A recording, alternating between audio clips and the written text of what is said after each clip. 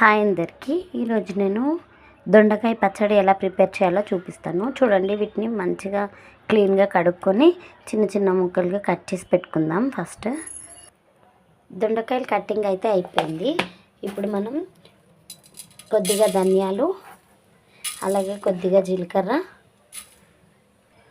కొన్ని నువ్వుల్ని దూరగా వేపుకుందాము. ఇప్పుడు వీటిని మిక్సీ జార్లో వేసుకొని మిక్స్ చేసుకుందాం. ఇప్పుడు అదే ప్యాన్లోకి కొద్దిగా ఆయిల్ వేసి పచ్చిమిర్చిని వేద్దాము. అలాగే కొద్దిగా వెల్లుల్లి కూడా వేసి వేపుకుందాము.